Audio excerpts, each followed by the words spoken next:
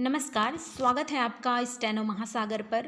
100 शब्द प्रति minute dictation start होगी 5 सेकेंड बाद।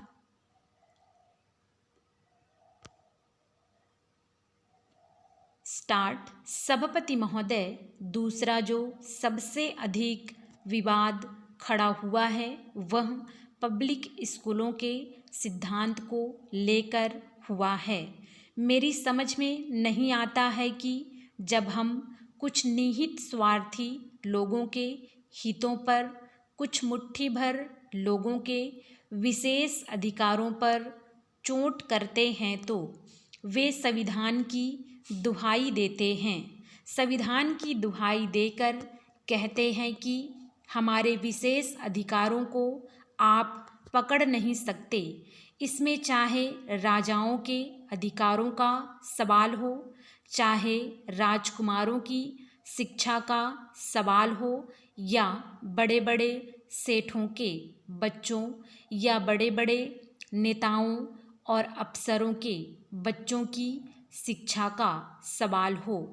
महोदय, यह सही है कि हमारे संविधान ने यह अधिकार दिया है कि हम अपने बच्चों को जैसी शिक्षा देना चाहें वैसी शिक्षा उन्हें दिलाएं, लेकिन इसका यह अर्थ नहीं है कि हम अपने बच्चों को जेब काटने वालों के स्कूलों में जेब काटने की शिक्षा दिलाएं।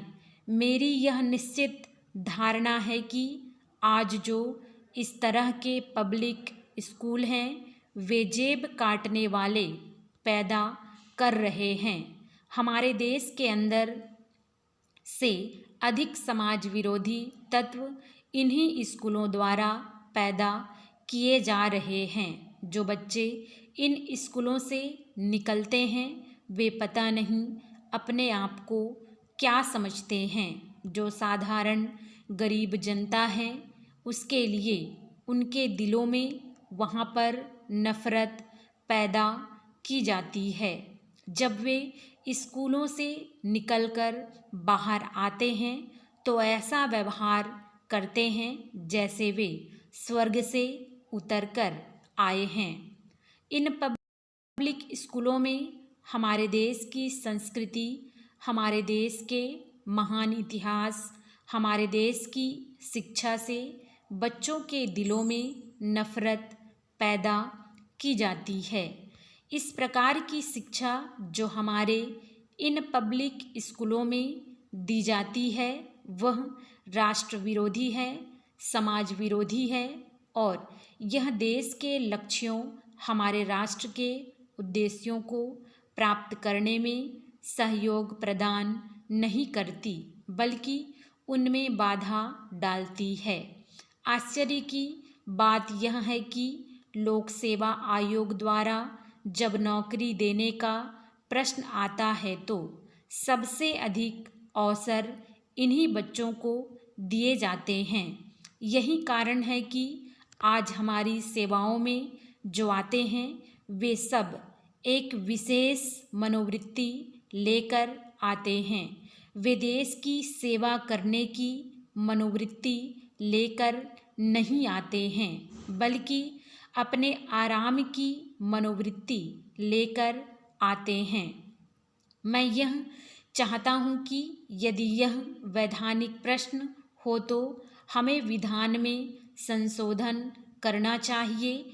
इससे पहले हम इतना तो कर ही सकते हैं कि इन पब्लिक स्कूलों और दूसरे सरकारी या गैर सरकारी स्कूलों में जो फीस में असमानता है वह असमानता न रहे।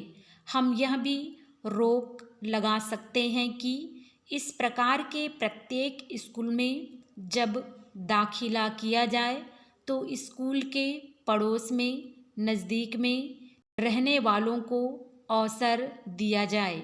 यदि हम ऐसा कर लेते हैं तो हमारे देश में सही मायनों में समानता आनी शुरू हो जाएगी और भेदभाव भी दूर होना शुरू हो जाएगा। स्टॉप।